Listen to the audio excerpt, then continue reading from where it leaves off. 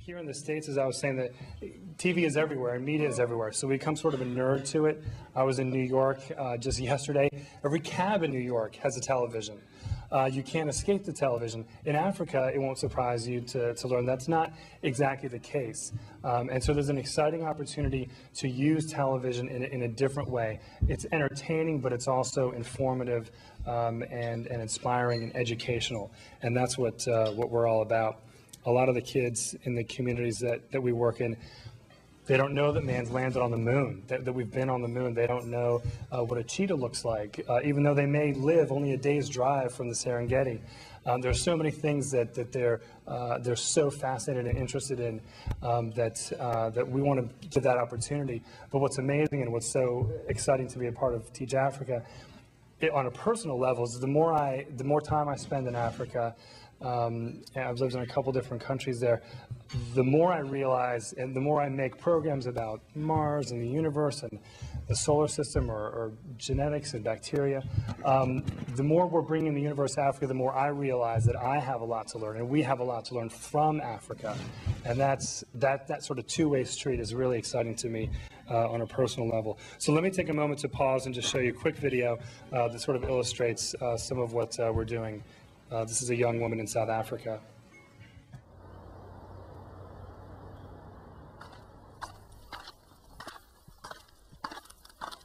My name is Frangelina Masemola.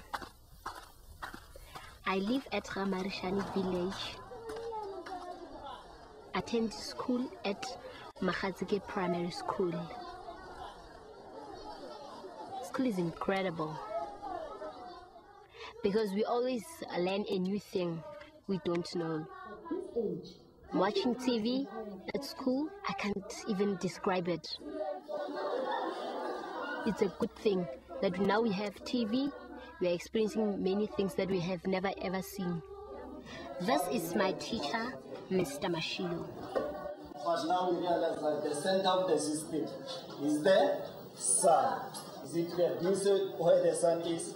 So we are going to demonstrate how. And didn't know that there were things called Jupiter, Venus, and Mars. I didn't know that people have been to the moon. But with discovery, I've learned that. But I didn't know, what is a cheetah?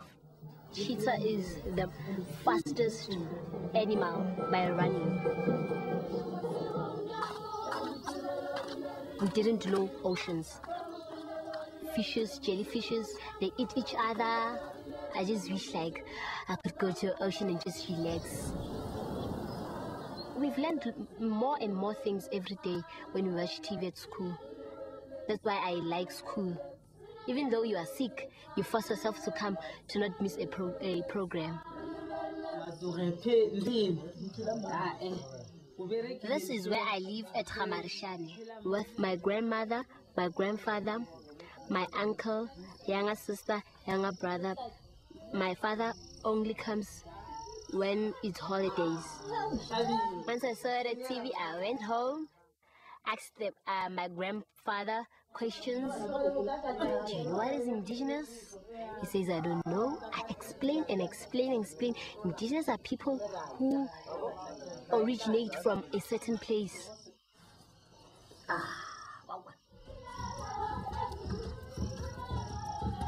I've learned that culture is the first priority. The first important thing. I didn't know. I just said, oh, culture. Culture is culture. But now I know that we respect each other because of our culture. The dress, the food, the language. That's what I've learned about culture. There are still many things that I would like to learn about the whole world. The world is so big.